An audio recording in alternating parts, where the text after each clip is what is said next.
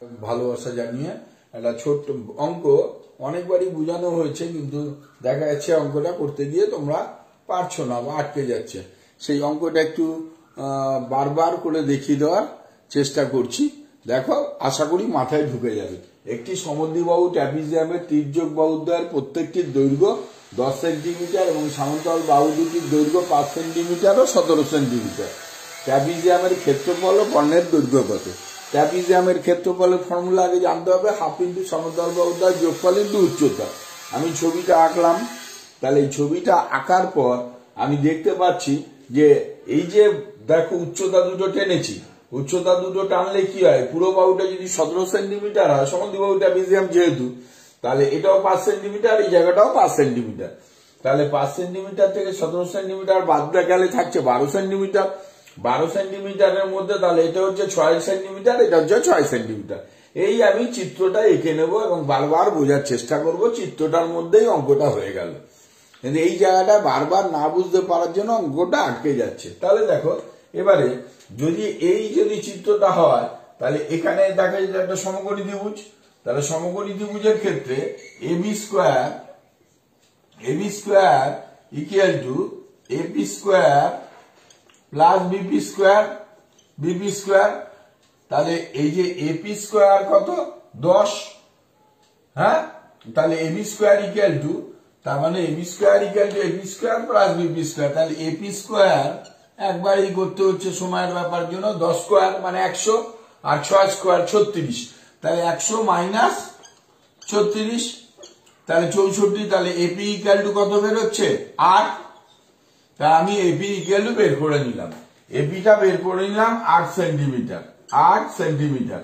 তাই যদি এপি বের করে নিই, তাহলে আমার এই ট্র্যাপিজিয়ামের ক্ষেত্রফল বের করাটাই কোনো অসুবিধা থাকছে না। কিরকম হচ্ছে দেখো, তাহলে ট্র্যাপিজিয়ামের ক্ষেত্রফল হাফ ইন্টু সমান্তরাল বাহুদ্বয়ের যোগফল 5 প্লাস 17 ইন্টু উচ্চতা এপি। উচ্চতা কত বের করলাম? 8 ইন্টু 8 স্কোয়ার সেন্টিমিটার। আমার অঙ্ক হয়ে গেল, কিছুই নেই, সহজ। 5 7 22, 2 দিয়ে কাটলে 11, 11 into 8 88 square centimetre. 88 square centimetre আমার কিন্তু ক্ষেত্রফল পেয়ে গেলাম আমি। কত সহজ ভাবে, খুব দেখো, এটা এমন কিচ্ছু না, খুব সহজ ভাবেই কিন্তু এটা বেরিয়ে গেল যে ক্ষেত্রফল 88 স্কোয়ার সেন্টিমিটার। এবারে দিয়েছে যে ট্র্যাপিজিয়ামটা কর্ণের দৈর্ঘ্য বের করতে হবে। তাই ট্র্যাপিজিয়ামের কর্ণের দৈর্ঘ্যটা কিভাবে বের করবো দেখো, তাহলে এই এসি কর্ণ টেনে দিয়েছি, তাহলে এই এসি কর্ণ টেনে দিলে পরে এটা 8 সেন্টিমিটার। এবারে এই যে এখান থেকে যে পি থেকে সি, পিসি কত হবে? তাহলে এটা তো 11 সেন্টিমিটার, আর এটা 6, তাহলে 11 আর 6 17 সেন্টিমিটার। তাহলে আমি ঠিক একইভাবে AC square equal to AP square plus CP square এটা করলাম। তাহলে এখানে দেখতে পাও, দেখো কি আসছে, তাহলে এসি স্কোয়ার ইকুয়াল টু, তাহলে এপি স্কোয়ার মানে 8 64 প্লাস এখানে হচ্ছে 11 আর 6 17 স্কোয়ার। তাহলে 17 স্কোয়ার হলে কত হয়? 17 ইন্টু 17, 7 7 49, 9 4 7 11 ইন্টু 7 8 7 1 1, তাহলে 9 7 1 8 2 2 8 9। না দাঁড়াও, এখানটায় AC square equal to AP square plus CP square.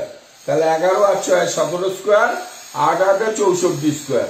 তাহলে এই দুটো করলে কত হবে? 64 আর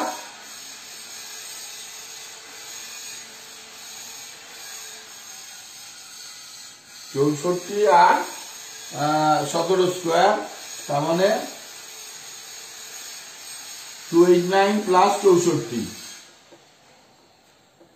তার মানে দেখো, আমি আবার বলছি যে এই আমি এপি বের করে নিয়েছি 8 সেন্টিমিটার। তাহলে আমাকে এবারে বের করতে হবে কর্ণ এসি। তাহলে এটা বেরিয়েছে, এটা কত? 11 না সরি ভুল বলেছি, এটা তো 5 সেন্টিমিটার, পুরোটা তো 11, এটা 5।